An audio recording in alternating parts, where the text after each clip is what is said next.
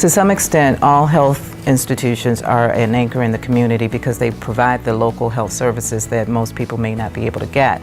But what I think is different about Family Christian Health, they get it in terms of going beyond their mission of providing the health services. So when we originally started, there were 4 of us who started the practice. 3 were full-time and 1 was just a part-time person. We now service over 22,000 patients that we service, and that equates to between 55 to 60,000 annual visits a year. And that's who we are, Family Christian Health Center. We're caring and the community come together and try to make people as whole as they can in a world that can sometimes be upside down. That's us. When we developed this site, we wanted it to be a one-stop shopping, right? So that people didn't have to go 5 different places to get things done. If I needed to take my grandmother in, my grandmother could get seen. If my kids needed to go to the dentist, they could come and see the dentist. She takes the approach of not just the physical health, she looks at the spiritual health, the emotional health, the psychological health, and with the financial needs of her patients and her staff. Dr. Green, she's kind of like a pastor. She has a shepherd's heart. If something's not right, they want to fix it, and she's that type of person. When we looked at our staff, we realized that our staff suffered some of the same problems and obstacles that our patients had. There's got to be a way to help people be able to look at everything and put the pieces together. So what does the everything look like? My finances. Is it that I'm dealing with depression? Is it that I don't know how to do an Excel spreadsheet? We came up with a concept called Seed to the Sower and Family Christian Health Center University, FCHC University.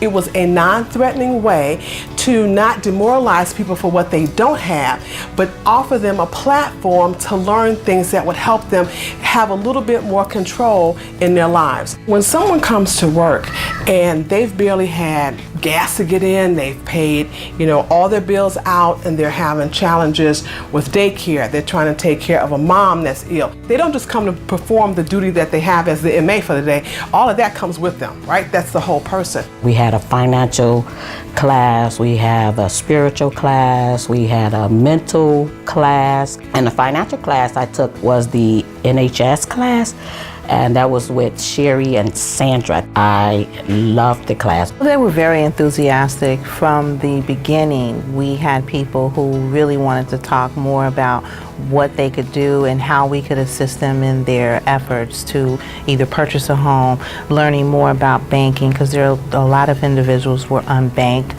so they wanted to talk about that. They wanted to talk about the credit builder piece, so they were very excited. I actually started taking some of the advice that they were given as far as how to save and what to do with your credit. I actually want to get a house. So that's my main goal right now. What we felt was that that's how you change a community. It's like one person at a time with partners who are subject matter experts who can come together and then be able to share that information to help empower people. And as they're overcoming those things, what happens is they feel more empowered.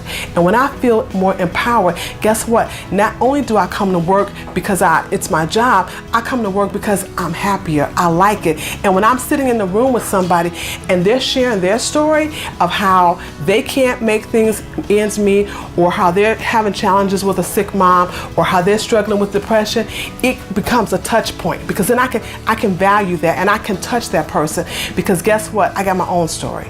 And so now I can share with you what I've learned to be able to help you with the issues that you're facing. I believe that people can learn a lot from Dr. Green and her visions, because what I see when I run into her staff, they exude her mission. I think that the staff feels valued by Dr. Green, and therefore the patients feel valued by her staff. You want to help the community, so that's how we get blessed, by seeing others get blessed, and they always want to come back because they can feel the love and the care here in the facility, and we try to make it a family thing. It's beyond just getting a paycheck, because once you do for others, then you will always be taken care of. Oh, when you see the transformation, that is amazing. Because I always believe I am my brother's keeper, right? And so I have this concept that we talk about the Constitution. It says we the people. But for some reason, when we look at that, I think we always think that we is somebody else. I feel like that's when you change and impact one person, that's how you help make change with that person, and then they make that change with their family. That impacts the community, and in turn, but if we do this like a catalyst, that's how you change the nation.